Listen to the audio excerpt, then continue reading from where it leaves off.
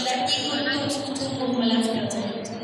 Saya berpuasa Assalamualaikum warahmatullahi wabarakatuh. Saya semua untuk berbicara.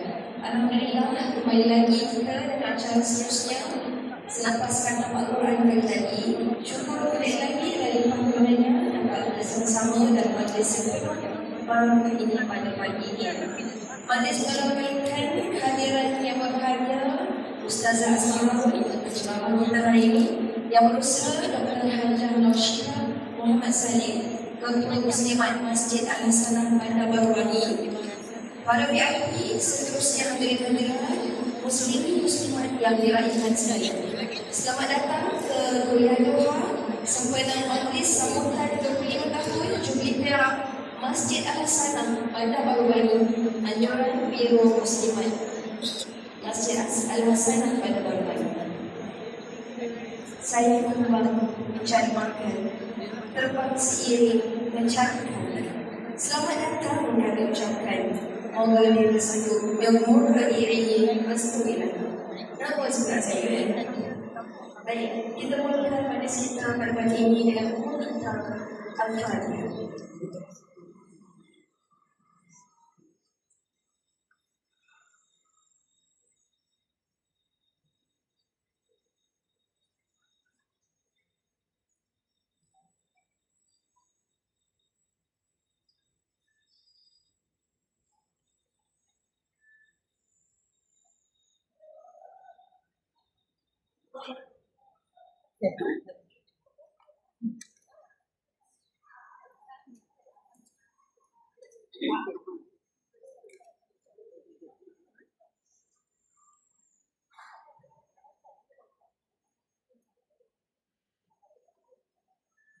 Alhamdulillah, ini tibalah saat yang ditunggu-tunggu, iaitu gelar doa yang akan disampaikan oleh yang berbahagia Ustazah Asma'ul yang akan membawakan tajuk yang sangat menarik, iaitu Teladani Keteguhan Iman Sayyidatina Asyah. Selalu kesalahan asal Aisyah Sayyidatina Asyah. Dan sebelum itu, izinkan saya berkongsi sedikit biodatar Ustazah Asma'ul. Walaupun semua dah kenal, kita kenalkan lagi sedikit. Okay, Ustazah Asma'ul seorang penceramah bebas dan personality media Malaysia, public figure.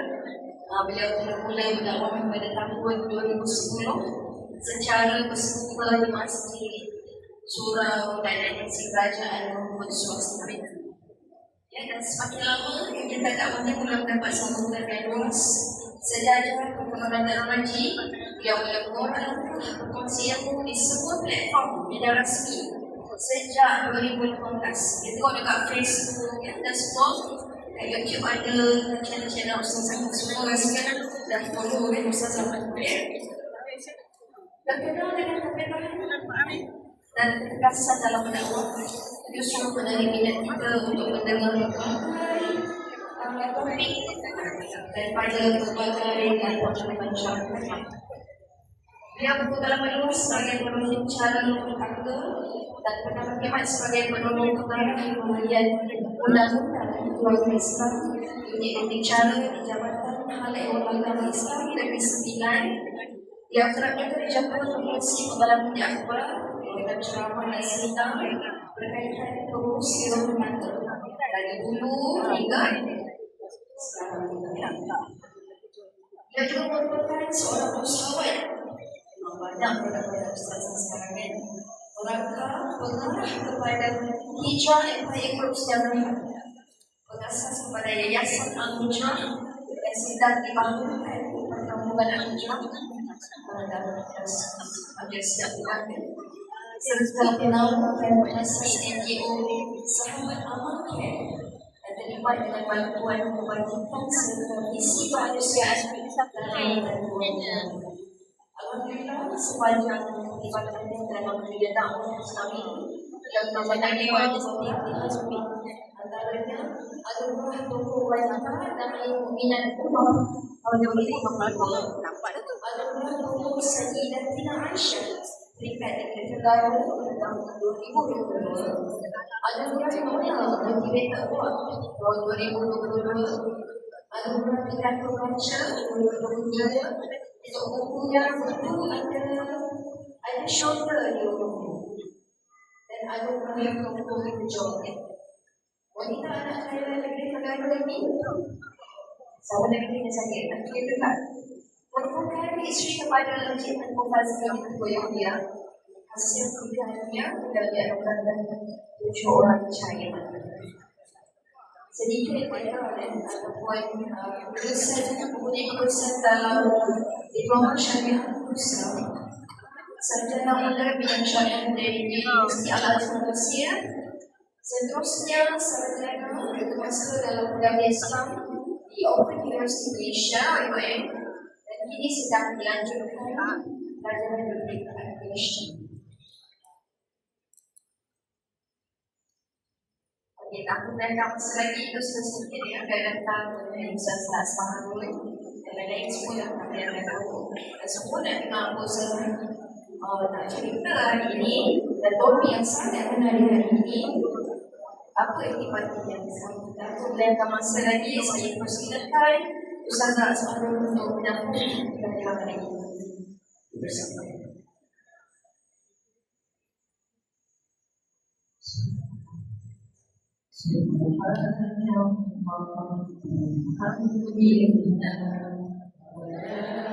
ilaha illallah wallahu akbar subhanallah walhamdulillah wa la ilaha illallah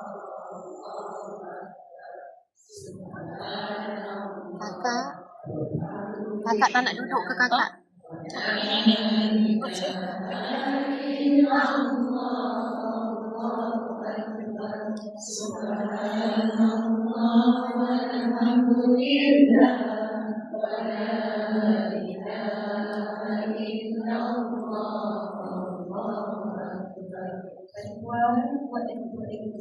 Semangat ketika saya tahu kenapa ni video kan sejam saya video sebab tadi ada panggil kata memang pakai rasmi warna rasmi semua biru hitam. Boleh tengok belakang ni. Okey, sekali lagi dengan suara yang dari Jeddah, sebenarnya speaker saya adalah speaker MCQ yang sedap. Speaker MCQ kan? Ini macam saya sendiri kan, jadi saya kena tekan di suara saya, tapi saya memang mesti macam ni, bukan itu kan? Kalau pegang, mesti steady sampai kejam, memang balik dia akan memang sakit dan kadang terpaksa buat beberapa terapi macam tu. Itu yang saya akan letak semua speaker ni, mari insyaAllah. Moga-moga jelas suara, jelas semua. Yang penting boleh dengar dengan jelas insyaAllah. Kita cukup firman Allah dengan hadirnya hati. Jangan juga berfikir yang tidak. Musibah sekalian, satu pagi kami selamat dengan selalu saja. Siapkanlah perisai dan sesaja siapkanlah perisai daripada sahabat berbagai yang lemah. Adakah kita nak berperang? Dan kita tidak. Siapkanlah perisai daripada api neraka. Sesungguhnya kalimah subhanallah alhamdulillah la ilaha illallah Allahu akbar ia menjadi benteng kamu daripada api neraka ketika di masyarakat. Kerana itulah muslimat muslimin sekalian, bila kita baca zikir yang kita boleh buka majlis dengan saya selalu akan buka zikir tersebut, kita buka dengan perisai nak reflek diri kita daripada bisikan syaitan nak ganggu kita bagi sibuk daripada hawa nafsu yang rasa mengantuk, rasa tak nak rasa boring, rasa kita nak ambil sadar. Nah, masa tengok rasa ramai kali kita rasa ramai kan ada gangguannya nanti. Jadi perisai ini bukan hanya berkesan nanti di akhirat daripada masyarakat, tetapi kita melihat perisai api neraka bermaksud apa saja yang boleh mengganggu kita berada di jalan yang lurus. Kita menumpukan kepada ilmu untuk mencari hidayah daripada Allah sebagai perisai tingginya dari sekarang. Sebab itu kata kuliah, saya memang akan mulai dengan ini. Cuma saya suka mengingatkan pada jemaah supaya berfikir dengan hati. Sebab bila kita dah terbiasa, kenapa tak jelas belakang. Macam buat macam ni, kurang clear. Kurang lagi. Subhanallah. Ah. Okey, saya akan guna nama ini, insyaAllah. Jadi nak kena ambil. Dia banyak tempat ceramah, banyak masjid. Memang sedia saya ni. Selepas saya 2 minggu ke sebulan berturut-turut, saya sakit dengan sangat teruk. Sampai saya tak boleh buat kerja dengan tangan. Tak dapat kerja. Sampai saya pergi buat terapi, lama-lama saya fikir kenapa saya jadi sampai sebulan ni. Rupanya sebab saya akan pulang rumah ni kan. Kita nampak macam biasa, tapi dia agak berat. Kalau kita letak orang-orang lain, tapi bila setting, dia tak sedar. Dalam waktu yang lama, sebab itu saya macam selalu minta dengan ni, datang sound check dulu. Tapi kita tak sempat nak sound check, jadi kalau dah tahu, kita dah ada kejasa. Kita berhenti, kita ada bawa stand, macam tu.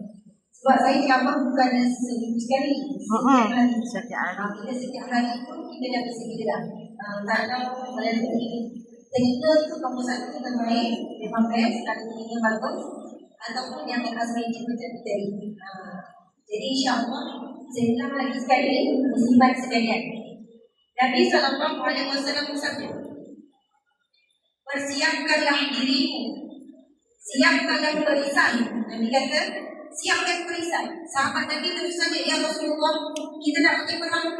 Sebab bila Nabi sebut siapkan perisai, siapkan kelengkapan, biasanya sebab nak pergi menuju ke medan perang. Tapi Nabi jawab, tidak, kita bukan nak pergi ke perang, tapi perisai daripada api neraka. Dan Nabi bersabda, kalimah subhanallah, alhamdulillah, la ilaha illallah, Allahu akbar adalah perisai yang akan menjadi benteng kamu daripada api neraka Allah di mahsyar kelak. Jadi perisai ini jangan kita bayang kita akan dapat nanti dekat akhirat. Oh, dapat lagi tak akhirat. Bila kita zikir saja dengan zikir tersebut, perisai kurang ini lagi dah ada. Sebab untuk selamat daripada neraka bukan cerita nanti dekat kiamat dekat akhirat. Dia akan tentang hari ini, saat ini. Saat ini kita tengah buat pergi majlis ilmu. Bukan semua orang bila dapat ilmu, dia dapat beramal. Dalam sebuah hadis Nabi SAW, Nabi bersabda, barang siapa yang bertambah ilmunya tapi tidak bertambah amalnya, maka dia bukan semakin dekat dengan Allah, melainkan semakin jauh. Sebab itu bagi kita penuntut ilmu ada amanah, ada tanggungjawab, ada fitnah. Sekiranya kita tidak mampu dengan ilmu yang kita belajar, macam-macam Quran, macam-macam ilmu, tapi akhlak masih tidak berubah, perkataan masih sama, tindakan masih lagi tidak berpadu dengan syariat, masih lagi menjadi ibu yang sama, isteri yang sama. Sebab itu ubah daripada ilmu adalah akhlak. Jadi kita nak bina benteng itu hari ini lagi. Saya sebenarnya bukan berbicara, saya tu bagi salam lagi consultation tadi. Saya sebenarnya nak menggunakan dengan zikir itu tadi. Cuma bila kita berzikir, kita tengah hadirkan hati. Zikir tanpa hati, ia tidak memberi arti. Boleh jadi tidak diterima. Sebab syaratnya adalah ikhlas, syaratnya adalah khusyuk. Bila sebut subhanallah, maksudnya Allah memujikan Allah daripada segala syirik. Kemudian bila sebut alhamdulillah, Allah masuk segala puji bagi Allah dan bayangkan yang paling terbaik. Kemudian kita sebut la ilaha illallah, jadi Tuhan yang disembah, yang terdapat, jadi Tuhan yang tepat, kita tahu tempat bergantung mereka Allah. Allahu Akbar, Allah yang maha besar, Allah yang maha berkuasa. Jadi insyaAllah sekali lagi ya, muslimat sekalian. Bismillahirrahmanirrahim. Subhanallah walhamdulillah wala ilaha illallah Allahu Akbar. subhanallah walhamdulillah wala ilaha illallah Allahu Akbar. Alhamdulillah wa la ilaha illallah wallahu akbar subhanallah walhamdulillah wa la ilaha illallah wallahu akbar subhanallah walhamdulillah wa la ilaha illallah wallahu akbar subhanallah walhamdulillah wa la ilaha illallah wallahu akbar. Subhanallah walhamdulillah wa la ilaha illallah wallahu akbar subhanallah walhamdulillah wa la ilaha illallah wallahu akbar. Auzubillahi minasyaitonirrajim. Bismillahirrahmanirrahim. Assalamualaikum warahmatullahi wabarakatuh.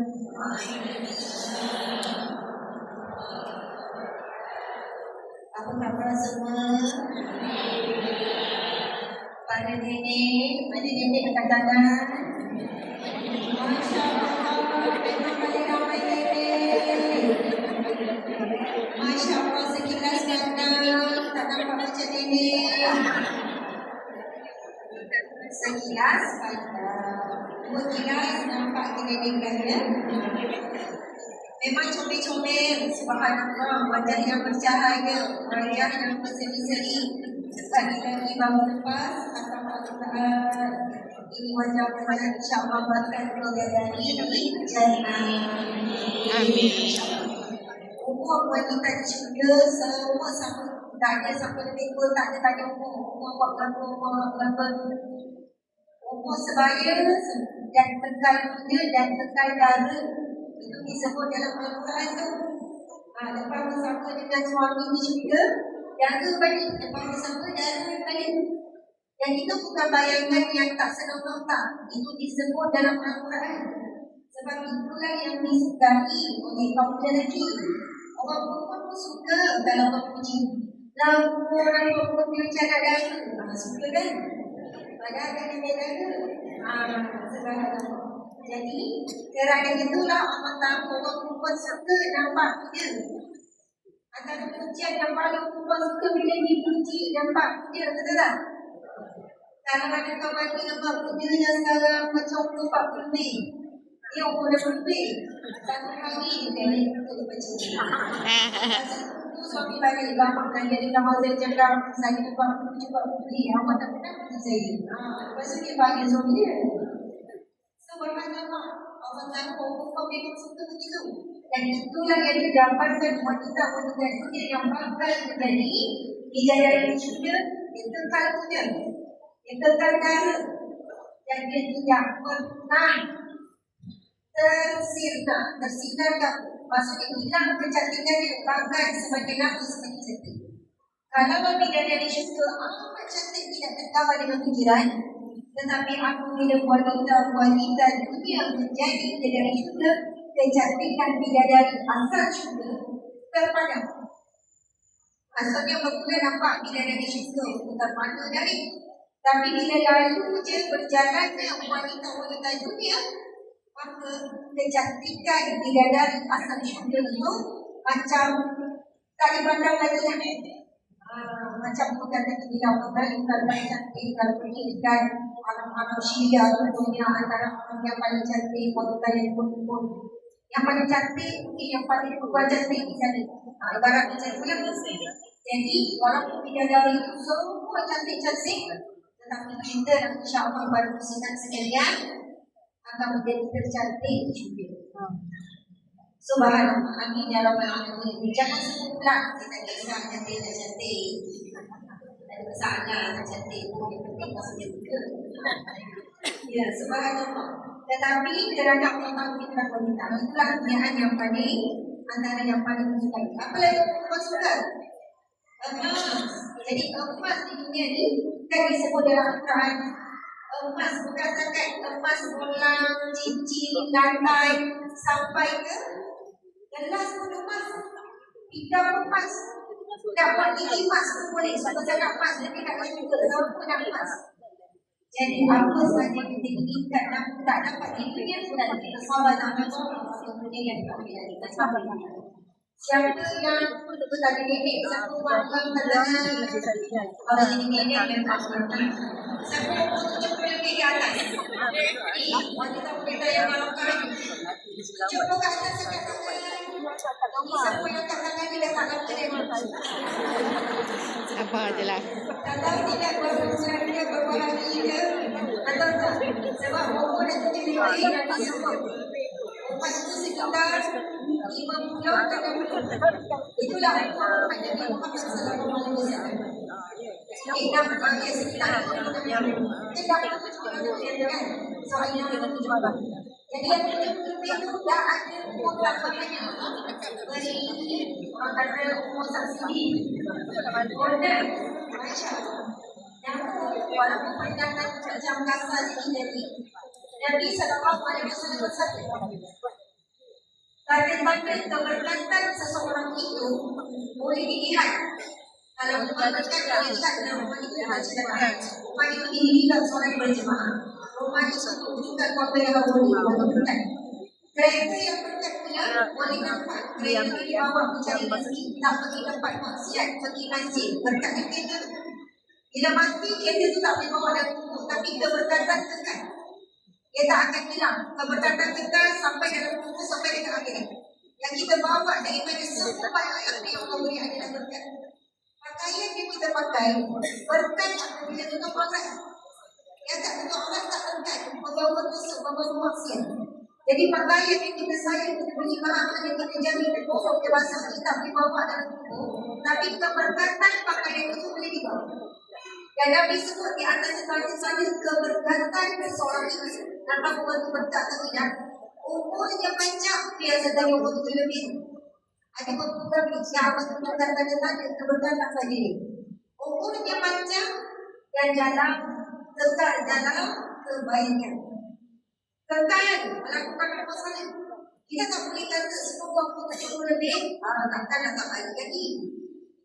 Ramai yang umur 70 lebih masih tak datang pergi cikgu, betul tak? Umur 70 lebih tak nak belajar Quran. Umur 70 lebih masih pergi gelap-gelap. Umur 70 lebih masih sibuk berkongsi, masih lagi tak nak berubah. Yang menjadi bukti pergaduhan anak menantu, masih lagi mulut bagi angkut, masih lagi berukit-ukit kesakitan lalu. Tak boleh nak hidup lagi, tak boleh nak maafkan lagi, masih berdendam lagi. Umur 70 lebih. Sebab itu Nabi SAW beri peringatan. Sesungguhnya Allah tidak menerima excuse. Allah tidak menerima kelonggaran. Allah tak menerima alasan. Mereka yang dipanjangkan umur sehingga 60 tahun. Ini kena faham musikat. Nabi sebut Allah tak terima dari alasan sampai dipanjangkan umur sampai 60 tahun. Bermaksud di akhirat kelak, ketika di mahsyar kalau ada orang yang meninggal muda 40, 50, 30 lebih, apabila Allah tanya kenapa kamu tak buat begini, kenapa kamu buat maksiat, kenapa begini, kenapa tak buat haji lagi, kenapa tak pergi buat umrah, kenapa? Dia masih ada peluang untuk beri alasan. Ya Allah, aku mati muda ya Allah. Aku masih sibuk dengan anak-anak. Aku mati dalam keadaan aku sibuk cari rezeki. Aku ada banyak masalah bukan dengan dia. Maksudnya Allah beri peluang untuk jawab, untuk defend. Tapi siapa yang sampai umur 60 lebih, maka tidak ada lagi ruang untuk memberi alasan. Jadi kita tidak doa umur panjang ke cukup-cukupkan. Sebelum 60, 66. Ya Allah, bantukanlah aku ya Allah. Nak umur panjang ke nak 60 sebelum 60? Ya, itu semua nak umur panjang. Ya, semua takut mati. Siapa yang akan mati angkat tangan? Ya, angkat semua. Kita semua akan mati. Bersedia atau tidak, pasti akan mati. Sedia. Takut atau tidak, kita pasti akan mati. Maka lebih baik takut dan bersedia. Masya Allah. Allahu Akbar.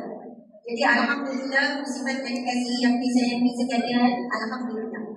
Terima kasih kepada pihak Masjid Al-Hasan Al-Badar Al-Badar yang menjadi asbab penghimpunan yang cukup indah pada pagi ini. Moga Allah menghimpunkan kita kembali di syurga. Terima kasih kepada Puan Maria dan Diki Anas selaku MC. Terima kasih Dr. Nursyida binti Muhammad Saleh yang sudah saya ketua Biru Muslimat Masjid Al-Hasan. Ustaz Nazrul Aizan bin Abu Hamid wakil dari Kami Muamalat Nazir Masjid, pengerusi masjid, DJG Masjid, Bila siap maksiat semua. Siap, bukan maksiat ya.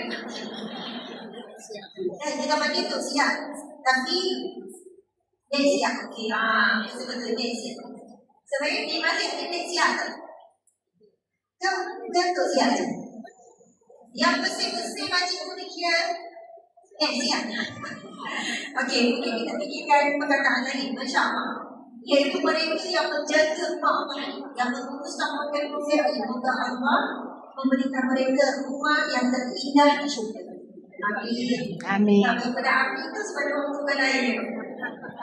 Okey, saya bangga sekali semoga Allah kurniakan mereka rumah dan istana di syurga. Amin. Kerana mereka menjaga rumah Allah. Itulah doa yang dibangunkan Allah. Dan Nabi SAW bersabda, barang siapa yang mendoakan saudaranya, maka ada malaikat yang berada di sisi kanannya lalu berdoa, amin, bagi kamu apa yang kamu doakan. Kalau kita doa yang Allah berikan kepada rumah istana di syurga, walaupun tentu lagi doa itu dimakbulkan. Tapi Nabi beri jaminan, barang siapa yang mendoakan saudaranya, maka itu doa yang dimakbulkan Allah. Ada mereka di sebelah sisi kanannya akan menyebutkan amin bagi kamu apa yang kamu doakan. Kita akan dapat doa para malaikat.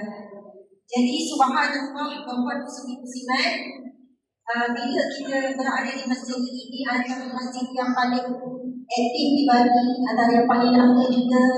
Kalau kita nak pergi, saya pun selalu parking belakang tu, lepas tu sampai tempat itu kan, masuk solat. Saya biasa juga solat kat rumah atau kat dalam antara masjid yang selalu singgah juga kalau sampai ke Bali.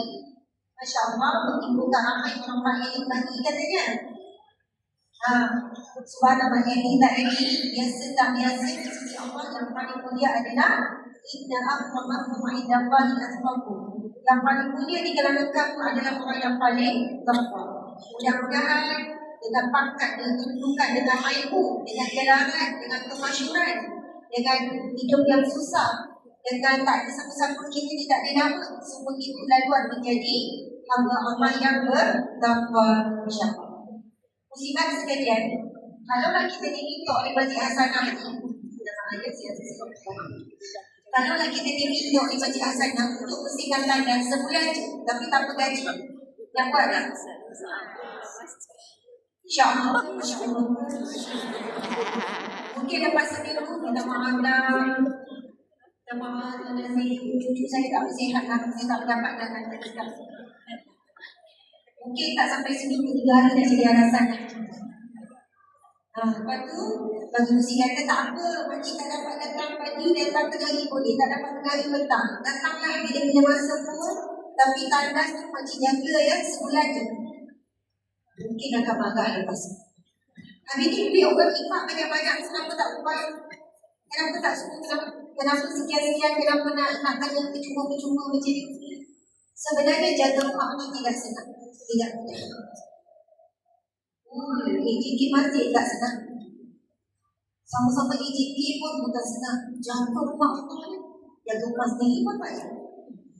Bukan senang nak harmoni sesama EJK. Lagi-lagi kau cinta sesama EJK musliman. Boleh bagi cerita ada kau yang tak puas hati dah, kan komen sana, komen sini dah. Allah Akbar. Saya nak cerita satu kisah. Sebelum kita pergi pada kisah, saya tidak kesian tentang saya. Pada zaman Nabi ada seorang wanita, tak masyhur, nama dia tak dikenali. Tapi dia suka jaga masjid Nabi. Kebersihan, dia sesuatu. Orang yang tak dikenali, tak masyhur, tak ada peranan besar, tak dimention. Pada satu malam dia meninggal dunia. Keesokan harinya, Nabi tanya, di mana wanita tersebut? Sebab Nabi tak nampak dia, biasa dia kemas-kemas. Masya Allah. Bila Nabi tanya, sahabat menjawab, Ya Rasulullah, dia meninggal lewat malam tadi. Dan kami bimbang nak mengganggu. Sebab dia lewat malam, nak pergi rumah Nabi, nak tunjukkan Nabi, takut mengganggu. Kami bimbang, kami mengganggu ya Rasulullah. Kerana itulah kami tak tunjukkan. Tahu apa jawapan Nabi itu dijawab? Kenapa dalam tangan kami Nabi menahan marah? Kenapa kamu sengaja menyakiti hatiku? Nabi sebut ayat itu. Kenapa kamu sengaja hendak menyakiti hatiku? Seolahnya Nabi rasa sedih duka cita tak beritahu kematian wanita itu. Terus Nabi bergegas ke Baqi dan Nabi terus menyolakkan jenazah dan mendoakan khusus untuk wanita tersebut. Subhanallah. Dalam hadis yang lain Nabi bersabda, barang siapa yang menjadikan rumah Allah itu rumahnya. Ini dahsyat. Dan kelebihan ini mengurusi masjid, hilal, imam, sebab dia tugas kan. Memang mereka kena ulang-alik kalau memang itu tugas mereka. Tapi Nabi sebut barang siapa yang menjadikan rumah Allah itu rumahnya, maka Allah akan memudahkan meniti titian sirat. Inilah amalan. Kalau kita dengar amalan untuk azab kubur ada baca surah Al-Mu'amalan untuk syurga sekian, amalan selamat dia pada neraka sekian.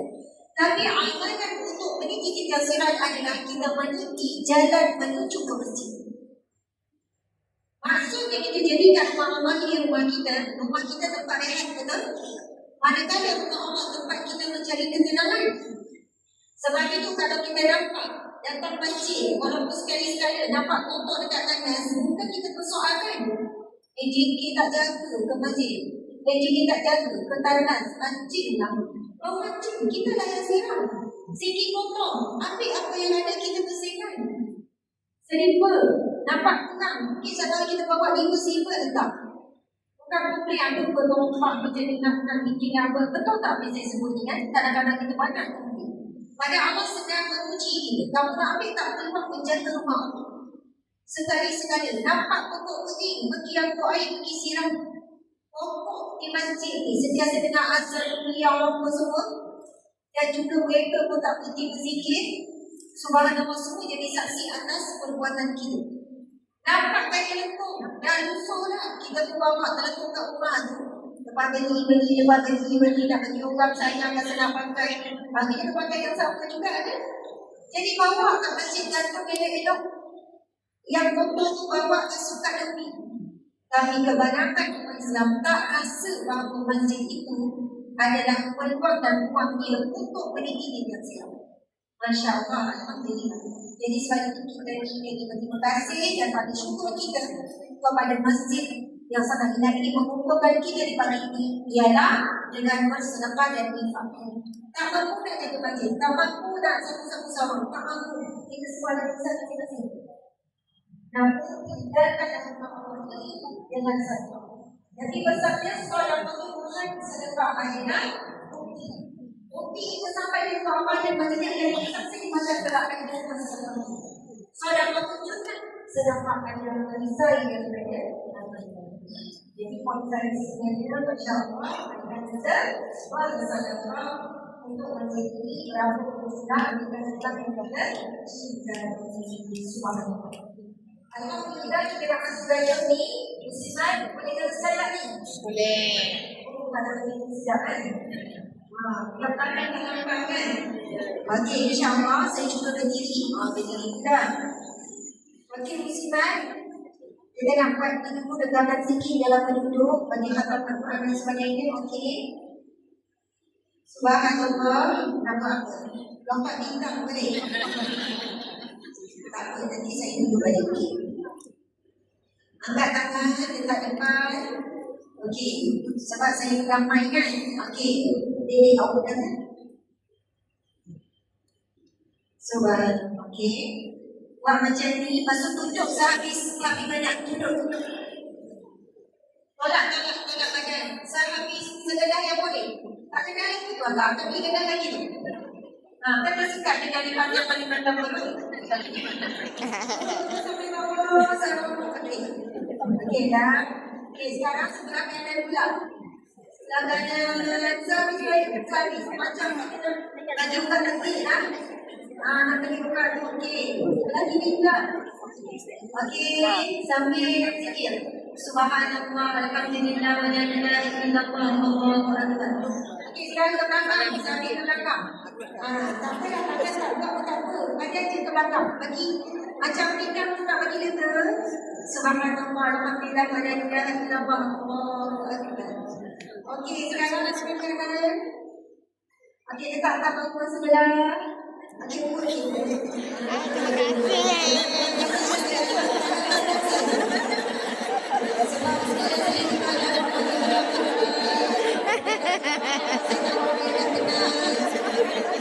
Itu wangi.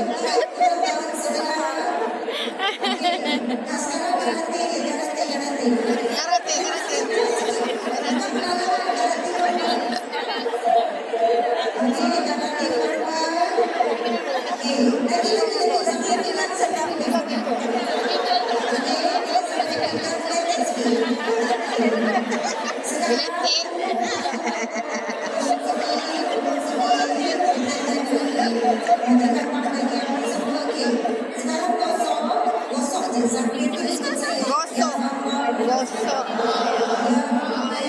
Ya Allah. Yang Maha Pengasih. Yang Maha Pengasih. Kamu sebelah kanan saja. Nanti kiri selepas tu.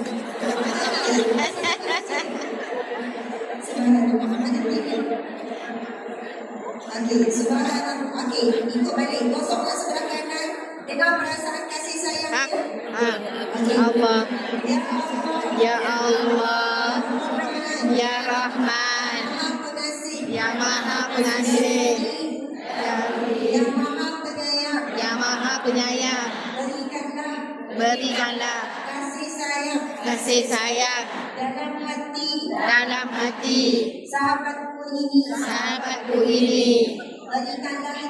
Berikanlah dia kasih sayang daripada suaminya, anak menantunya,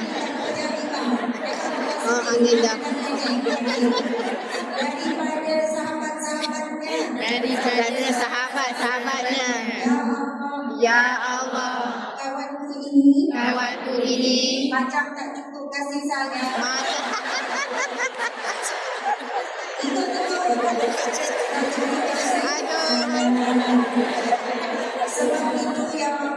Sebab itu ya Allah, suka mengajuk mengajuk dengan laki, dengan anak, dengan menantu, dengan kekawan. Maka ya Allah, berikanlah dalam hatinya cukup dengan hasbi Rabbi Jalallah ma fi qalbi ghairullah. Ya Allah, ya Qaudi, kuatkanlah hatinya. Hati dia tisu, mudah goyah, sensitif, tak boleh orang mengata dia.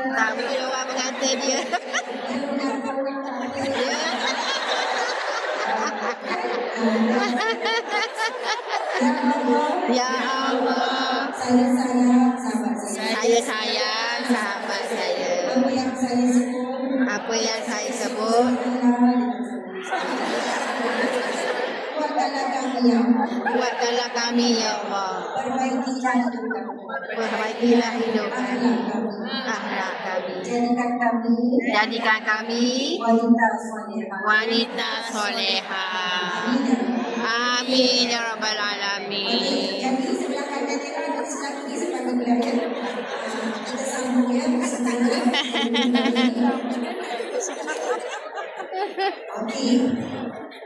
Saya cuba bantu bila saya nampak ada yang macam yang berada di alam lain. Sebab dia mula-mula dia nampak saya seorang, lepas tu dah nampak saya sudah jadi dua. Lepas tu lama-lama dah langsung tak nampak dah saya dari nampak besar. Masya Allah. Okey muslimat, wanita-wanita solehah soleh bidadari di jannah insya-Allah. Untuk kita memulakan kuliah kita berkaitan dengan salah seorang wanita penghulu syurga disebut dalam hadis Nabi sallallahu alaihi wasallam. Nabi bersabda, satu hari Nabi buat tempat garisan di atas tanah. Kemudian sahabat bertanya, apa yang kamu buat ya Rasulullah? Kemudian Nabi jawab, ini adalah tempat garisan mewakili 4 wanita penghulu syurga, yaitu Sayyidatina Khadijah, Sayyidatina Fatimah, Sayyidatina Aisyah, dan Sayyidatina Maryam. Inilah wanita penghulu syurga. Sayyidatina Khadijah adalah contoh tauladan bagi wanita yang ibu tunggal. Siapa ibu tunggal kat sini angkat tangan? Ramai, Masya Allah yang ada wanita-wanita berdikari. Wanita-wanita yang sunyi. Sebenarnya tak sunyi betul-betul, tak sunyi, tak kesinian, tak kesedihan. Sebab wanita-wanita yang hebat ini selalu mengisi hatinya. Komplain tak habis-habis. Okey tak habis, okey. Jangan kurang masalah tak habis. InsyaAllah masalah kita cari tapi insyaAllah boleh kita dapat. Okey. Musibah sekalian, Sayyidah Khadijah ibu tunggal, anak 4, jadi anak 4, tak tinggal dengan Nabi, anak ada 6 orang.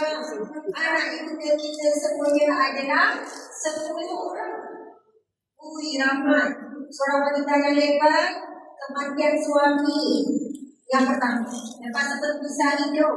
Kemudian Rasulullah adalah suami yang ketiga. Tapi diberi gelar At-Tahirah, iaitu wanita yang suci, wanita yang bersih. Pada ketika zaman Arab Jahiliyah menghina wanita, memandang wanita, mencecah wanita. Sehingga Nabi sebut apabila lahir anak perempuan, merah padamlah. Bukan Nabi sebut, ini di mana apa? Maka merah padamlah wajah mereka. Sebab pada mana anak perempuan yang lahir dalam sebuah keluarga dianggap wanita malang. Kalau semula jadi lelaki, kalau cacat jadi perempuan. Jadi bayangkan pada zaman Arab Jahiliyah, seorang wanita yang Khadijah diberi gelar At-Tahirah walaupun jadi. Kerana dia seorang wanita yang menjaga marwah dirinya, boleh jaga batasan dengan lelaki sehingga lelaki segan kepada dia. Subhanallah. Jadi itu Sayyidah Khadijah yang kedua Nabi sebut itu Sayyidatina Fatimah. Ini mewakili wanita-wanita yang diuji dengan kehidupan yang susah. Saya tak nak semua katakan. Ada yang kita diuji daripada apa yang susah. Ingatkan daripada kita mungkin senang. Tak senang juga. Makin susah. Tidak anak tidak kami anak pun susah. Tak pun kena tahu lagi anak yang susah. Jadi rasa susah dia macam. Saya datang Fatimah daripada kecil dididik oleh Nabi SAW hidup yang sangat baik, sangat susah. Sedangkan Nabi SAW jahil. Mereka di kalangan besar selalu bagi hadiah pada Nabi, bukan hanya sedikit. Berpuluh ekor, ekor ladang, ternakai. Tapi Nabi memilih untuk mendidik anak-anak dan isi kehidupan yang sangat baik. Lebih miskin daripada orang miskin daripada batu-batu inilah. Sampai pernah Fatimah pakai satu kalung Nabi marah sebab Nabi takut kalau anak padahal tak salah perempuan pakai rantai kan, tapi bimbang kerana sebenarnya jadi contoh kepada wanita-wanita, maka ramai wanita lebih mengutamakan perhiasan daripada perhiasan yang sebenarnya perhiasan jiwa. Jadi lepas dah hidup dengan ayat yang susah hari pernikahan pun tak ada baju yang indah, baju yang sudah koyak, baju yang sudah kusut. Hinggalah disebut di dalam Al-Quran tentang pilihan Sayyidatina Fatimah ini, sehingga malaikat menurunkan baju daripada syurga yang berwarna hijau daripada syurga, subhanallah, untuk hari pernikahan Sayyidatina Fatimah. Dan kemudian nikah dengan sahabat Nabi yang paling kecil, yang paling susah, Sayyidina Ali radhiyallahu anhu. Sampailah Sayyidatina Fatimah lepas itu berapa kali jumpa ayat untuk berkata susah, tapi tetap tak walaupun Nabi ada. Dan inilah contoh tauladan bagi wanita yang diuji kesusahan hidup. Kita yang susah sejak senang lama ni, Kita tak ada lagi tiba nak rasa lagi yang susah. Padahal susah tu kalau dalam satu bulan mesti berjari dia ada senang bagi. Yang susah masa dekat kita dan ke depan lagi. Tapi sebelum itu kami lagi makan uang. Kita dah juga boleh susah. Sebarang itu yang kedua saya kena memang. Yang ketiga pula itu saya dah tidak banyak. Ini adalah langkah wanita kita yang tak pernah berkahwin. Tak pernah ada suami. Tapi membesarkan anak kandung sendirian dengan penuh fitnah. Sebab itu kita jumpa ada wanita yang tak pernah berkahwin ambil anak kan. Walaupun dia tak cari sungguh-sungguh, tapi dia takut belajar. Dia sangkut dan kos-kos untuk belajar, kos-kos untuk sara hidup. Maka setiap perbuatan anak angkat itu dia dapat pahala. Macam anak kandung. Ini disebut oleh anak ulama. Doa anak yang soleh, istighfar anak soleh, bukan hanya anak kandung. Anak angkat pun kita dapat dengan cara bukan dengan angkat dekat pun. Ikan anak tak nak tahu kawan anak semua pun nak tak ada anak angkat ini, anak angkat. Tapi tak boleh angkat, itu bukan yang sebenar anak angkat. Kalau boleh angkat untuk angkat hidup, makanan dan juga pelajaran atau salah satu, maka aku saja yang dilakukan oleh anak itu kita dapat faham. Ini disebut dalam hadis Nabi Sallallahu Alaihi Wasallam di masyarakat. Ada hamba Allah bertanya kepada Allah, ya Allah, daripada mana hati amal ini pahala tetap. Cuma banyak tak pahala ini dan tak banyak amal itu. Lalu Allah menjawab, ini adalah istighfar anak. Anak kita istighfar, anak kita solat, anak kita sedekah, anak kita puasa. Kita ada bahagian pahala. Tak tunggu anak kita ni adalah puasa ni pada rumah dan sedekah tak. Tak ada syarat dan kita niat ataupun kita sebut. Walaupun sekadar bukan sekadar tak sebut Allah. Sebab itu ibu sampai sekarang, ayah sampai sekarang, anaknya kita ujian masih ada atau belum dia punya anak? Masih ada. Tapi berbaloi tak ada kita dapat berbaloi. Setiap amal solat anak kita tu kita dapat. Jadi berbaloilah dengan segala ujian yang kita tempuh untuk anak daripada dia lahir sampai sekarang. Daripada mengandung sampai sekarang sangat berbaloi. Sebab apa? Allah menghargai segala pengorbanan, segala susah payah kita. Kita bukan lupa apa kita korbankan untuk anak. Yang kita tak tidur malam, yang kita sakit pinggang, yang sakit masa menyusu, kita bukan lupa. Tapi Allah yang masih dia maha menolong. Allah tidak pernah lupa kesusahan kita. Dan semua akan dibalas berkali-kali. Subhanallah. Jadi yang keempat iaitu saya tidak asyik. Ini adalah contoh kepada wanita yang diuji dengan suami yang saling. Saya pun tak nak tanya siapa yang diuji tak melainkan anak-anak ini. Selain ada sendirilah isteri yang tersakiti. Dia ada isteri yang malam. Kan, padahal suami itu banyak juga beri kebaikan kepada suami itu memang ada kekurangan, tetapi kita pun ada kekurangan. Cuma suami tak pandai dia nak sebut kekurangan kita. Kita dah yang ada at least tak banyak pun saya nak amat berubah. Lepas satu-satu. Jadi muslimat sekalian, saya tidak Asia. Ini kemudian saya tidak Asia binti Usaid adalah seorang wanita yang beriman kepada Allah. Dia daripada keluarga ahli kitab. Masuk ke ahli kitab adalah walaupun tak ada dan Nabi diutuskan pada zaman dia lahir ataupun zaman dia membesar, tetapi mereka beriman kepada kitab terdahulu ataupun kitab sebelumnya. Okey, faham ya? Maka mereka ini kumpulan ahli kitab ini, mereka tidak menyembah berhala. Mereka tak menyembah bulan bintang matahari seperti mana orang lain. Walaupun mereka tidak mendapat ajaran yang khusus, tata cara ibadah yang khusus, tapi mereka sentiasa kekal memuji Allah, bertuhankan Allah, menyembah dengan cara masing-masing, tapi tidak menyembah sendiri Allah.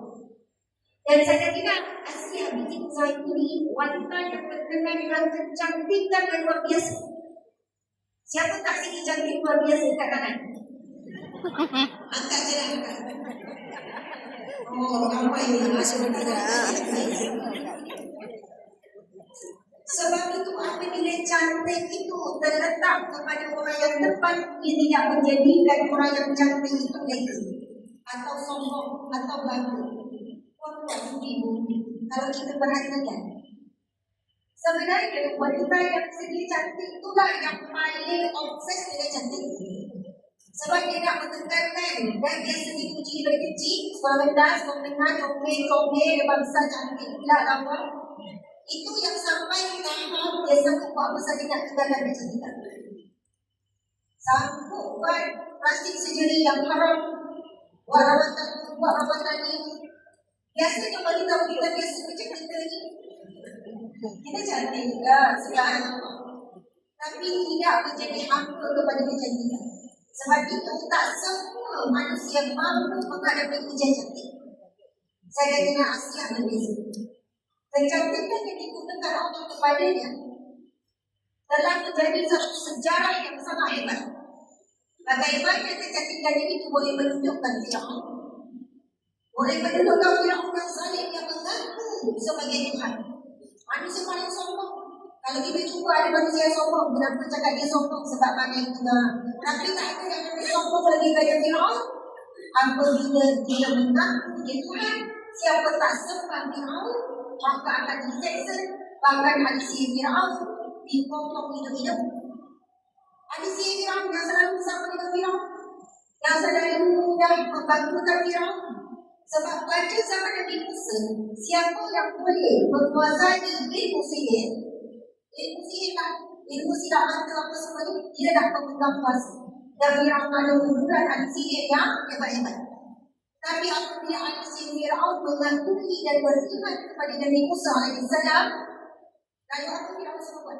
Immediately Fir'aun semua menonton bersiap hidup-hidup, bergaji tangan sebelah kanan, kemudian bergaji pula kaki berhenti sebelah kiri.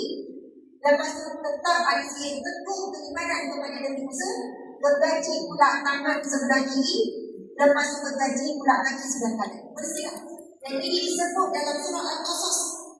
Kisah Allahu Akbar. Tahap sombong tu tak payah cakap kan? Aku jadi Tuhan seksa orang, bunuh orang. Tetapi dengan kecantikan yang dimanfaatkan oleh Sayyidatina Asiya ini terjadi boleh menunjukkan kita. Nanti kita cerita apa yang berjaya ditunjukkan oleh Asiya. Allahu Akbar. Kecantikan Sayyidatina Asiya mula tersebar sampai ke telinga Fir'aun, dan Fir'aun memaksa Asiya untuk bernikah dengannya. Asiya menolak, akhirnya ditangkap dan dipenjarakan dan diseksa ibu ayah Asiya. Sehingga dia mengatakan dihukum untuk dibakar hidup-hidup. Akhirnya Asiya bersetuju untuk mengawini Fir'aun. Namun Allah memberi harta Asiya. Ia tidak disentuh oleh Fir'aun. Setiap kali Fir'aun nak mendekati Asiya, nak mendatangi untuk bersentuh, maka Allah gantikan dengan jin yang berdua Asiya. Jadi Asiya memang tetap terpelihara dan suci sebab itu Asiya tidak pernah mengandung. Ramai juga isteri Fir'aun. Fir'aun ni adalah Fir'aun yang paling berkuasa dalam sejarah Fir'aun. Fir'aun tak ramai.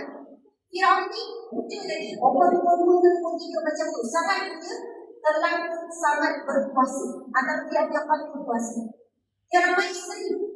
Isteri-isteri yang lain duduk dalam satu istana. Cuma pintu saja yang bilik je yang berbeza. Tetapi untuk Asiya, isteri yang paling digagumi, dicintai isteri Fir'aun, ini istana khas. Sebab itu ketika peristiwa Nabi Musa dihantarkan ke sungai ini, kan? Dan kisah itu kan sampai ke istana Asiya. Bukan istana Fir'aun, bukan istana Asiya. Kerana memang diberikan istana untuk Asiya di pesisiran Sungai Nil. Masya Allah, Allahu Akbar. Dan di antara kehebatan Sayyidatina Asiya, Fir'aun itu memang terkenal dengan zalim, tetapi kezaliman itu berkurang sejak dia mengawini Asiya. Asiya akan cuba pujuk sedaya upaya supaya Fir'aun ini kurang menzalimi, menghukum rakyat. Kan Fir'aun ini kan sangat sombong. Dia suruh Haman buat dihinakan binaan sampai ke langit. Punya dia sombong. Kan dia ada menteri bernama Haman. Haman ini katakan dia paling bijak. Kalau dikumpulkan oleh lelaki-lelaki bijak di zaman sekarang, takkan boleh menyamai kebijaksanaan Haman. Antara yang kebijaksanaan Haman disebutkan piramid dan lain-lain binaan yang sampai hari ini tak terjawab oleh saintis. Bagaimana piramid itu terbentuk Pengikutku kata hati maksudnya tak terkesan apa yang berlaku pada hidup ini bagaimana hukumnya Firaun itu sendiri sifat sekalian. Jadi Firaun ni ada semua. Ada orang yang paling bijak dengan dia, ada pula anak yang terhebat, ada kekuasaan, ada kekayaan, semua ada. Tetapi dibina semua itu dengan ketidaksabaran. Supaya Allah membantu diri semua untuk daripada tempat yang jauh batu-batu yang daripada tak tahu import daripada mana. Sehingga rakyat mati terseksa, mati kekurangan, mati untuk memenuhi apa yang diminta oleh Firaun.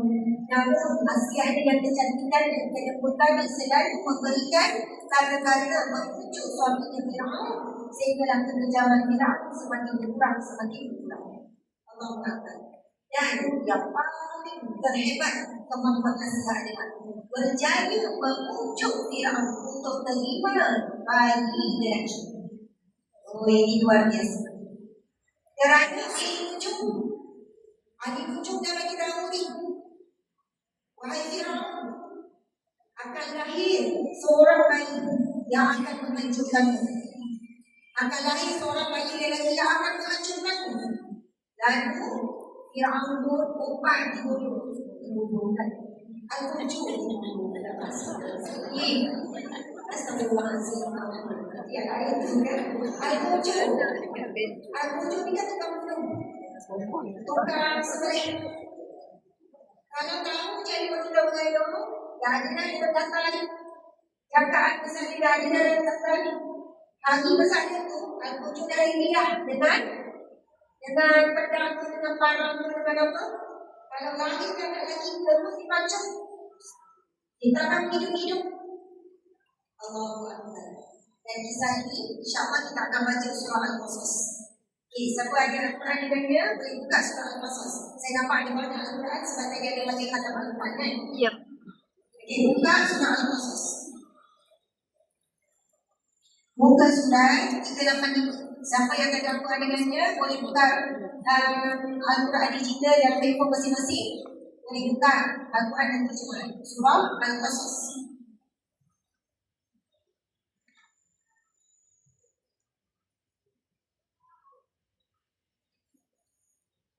Okey, dah jumpa surah Al-Qasas surah 385 juzuk 20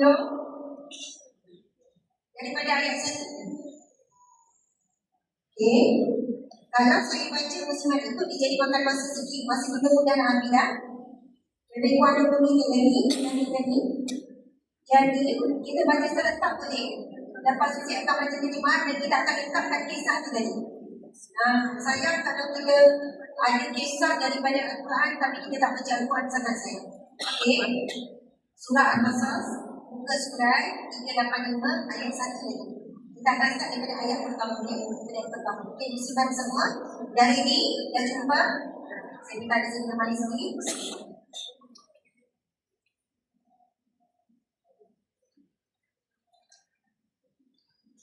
Okey, kita baca serentak ya sebab semua ada Al-Quran.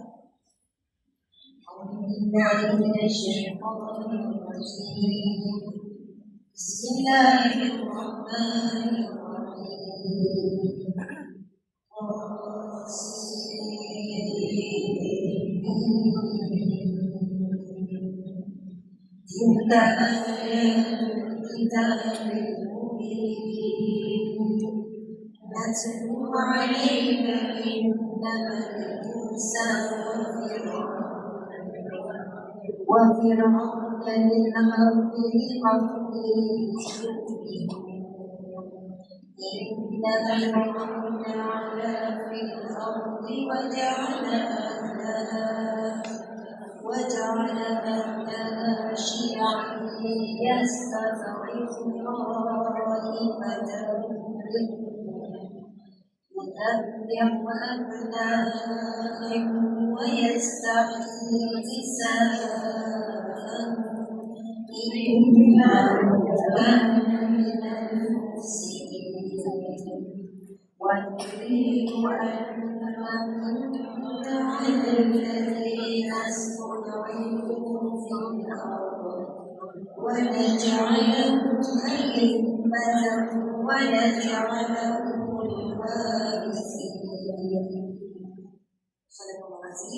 Okey, kita akan baca berhenti lepas tu sambung lagi. Dengan nama Allah yang Maha Pemurah lagi Maha Pengasih.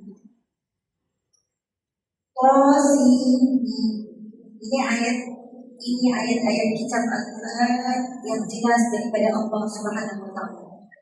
Kami membacakan kepadamu sebahagian daripada kisah Musa dan Firaun dengan sebenarnya untuk orang-orang yang beriman. Sesungguhnya Firaun telah membuat sebenarnya melakukan kezaliman di bumi dan menjadikan penduduk yang berpecah belah. Ia menindas seluruhan daripada mereka yang Bani Israel. Ia menyembelih anak lelaki mereka dan membiarkan hidup anak perempuan mereka. Sesungguhnya dia Firaun termasuk orang-orang yang membuat kerusakan. Dan kami hendak memberikan kemuliaan kepada orang-orang yang ditindas di bumi Mesir itu, dan hendak menjadikan mereka pemimpin dan menjadikan mereka orang-orang yang mewarisi atau khalifah baru. Subhanallah. Allah menggunakan perkataan sebenarnya. Sebab itu dalam sejarah menyebutkan memang diubah ditugaskan al-bujur untuk menunggu wanita yang melahirkan anak. Bila lahir anak lelaki terus bisa beri. Okey, sambung lagi.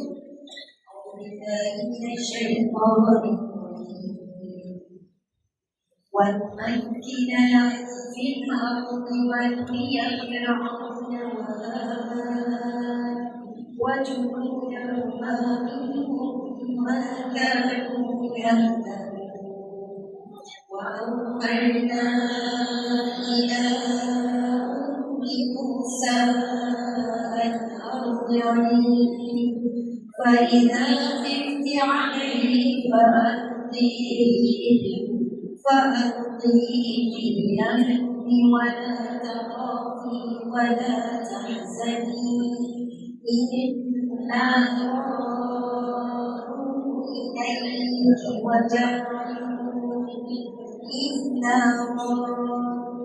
إليك وجاعلوه من المرسلين. فالتقطه آل فرعون ليكون لهم عدوا وحزنا إن فرعون وهامان وجنودهما كانوا خاطئين. وقالت امرأة فرعون قرة عيني ولك لا تقتلوه عسى أن ينفعنا أو نتخذه ولدا وهم لا يشعرون. Masya Allah. Muslimat, sangat indah sekali kita kisah dan nasihat kisah Firaun dengan Haman, dengan ibu Nabi Musa, dengan kakak Nabi Musa. Dalam buku surat ini, dalam buku surat ini musibah sekali. Dalam buku surat ini, Firaun ada, Haman ada, Asia ada, ibu Nabi Musa ada, kakak Nabi Musa pun ada. Jadi rasa berumah, rasa tak berumah. Puan-puan nak rasa. Walaupun tak berumah, rasa oh, Masya Allah. Mari kita tengok maksud. Ini muka surat terangkan 386. 386. Sambungan terjemahan firman Allah. Dan kami tentukan kedudukan mereka di bumi, dan kami perlihatkan kepada Firaun dan Haman bersama pada tenteranya apa yang mereka takutkan daripada mereka. Dan kami ilhamkan kepada ibu Nabi Musa alaihissalam, sembunyilah dia yang Nabi Musa, dan jika engkau bimbang terhadapnya, maka hantarlah dia ke sungai Nil. Janganlah engkau takut dan jangan pula engkau bersedih. Dan jangan takut dan jangan sedih. Sesungguhnya kami akan mengembalikannya kepada dan menjadikannya salah seorang muslim. Perhatikan ayat ke-7 ni dalam firman Allah SWT ini. Dan kami ilhamkan. Maksudnya diilhamkan, diberi rasa. Sebab ibu Nabi Musa bukan Nabi, bukan diwalikan, tapi diilhamkan, diberi rasa. Antara kelebihan ibu-ibu iaitu insting. Kita sebut, orang pun sebut insting. Rasa, perasaan. Betul tak kita orang perempuan suka buat sesuatu dengan rasa? Pilih restoran dengan mata ke dengan rasa? Dengan rasa. Kalau semua suami pilih restoran, mana-mana dia jumpa dalam dia pergi, dia nak makan je. Sebab mata dia cari restoran, jumpa pergi makan. Kita pula restoran macam tak best lah dia balik makan. Bayangkan suasana dia macam gelap macam mana. Kursi dia macam goyang-goyang sikit. Kursi pun jadi rasa. Pilih dengan rasa. Pilih nama anak dengan rasa. Tu sebut sedap tak? Rasa sedap tak? Kalau bagi rasa sedap tak? Test dulu bagi dia. Rasanya dia besar tapi bagi dia berasa. Kalau kita besar dengan hati, memang kekuatan wanita adalah hati.